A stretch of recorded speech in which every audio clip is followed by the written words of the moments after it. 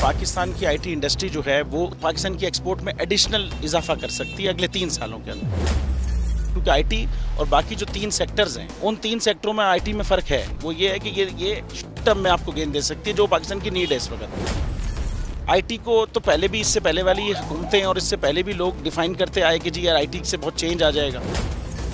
क्या वो इम्पैक्ट हुआ आईटी इंडस्ट्री के ऊपर जो हम समझते थे और चाहते थे? पाकिस्तान की आईटी एक्सपोर्ट्स इतनी हो जाएंगी कि पाकिस्तान के सारे मसले मसाइल ख़त्म हो जाएंगे? वो तो नहीं हुआ।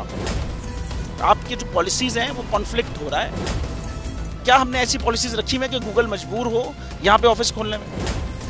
पॉलिसीज़ के तहत करना होगा। वो 2 से 3 महीने 4 महीने में खुद ब खुद ऑफिस स्टार्ट करेंगे।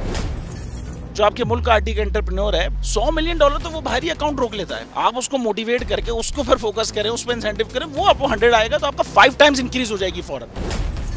टेक्सटाइल में हम क्या करते हैं, हम उठाते हैं बाहर के किसी ब्रांड के लिए टी शर्ट यहाँ बनाते हैं, उसको दे देते हैं। लेकिन अब आईटी के बाद अगर आप अपना ब्रांड बना के लोगों वहाँ पे बेचेंगे, चाहे B2B बेचें चाहे B2C बेचें, पॉसिबल है। पाकिस्तान की जो एक्सपोर्ट में ये $30 अरब से ज़्यादा का इजाफा इससे हो जाना खाली यार। गवर्नमेंट के फंडों से इदारे बनाकर और उनके थ्रू कोई रेवोल्यूशन आ जाएगा, सवाल ही नहीं है। तो आपने इंतखाब सही कर लिया है, अब आगे चीज़ सही करनी है। बस आप सही डायरेक्शन में सही चीज़ होगी इंशाल्लाह। मैं समझता हूँ $50 अरब तक की आईटी एक्सपोर्ट में कंट्रीब्यूट कर सकता है पाकिस्तान।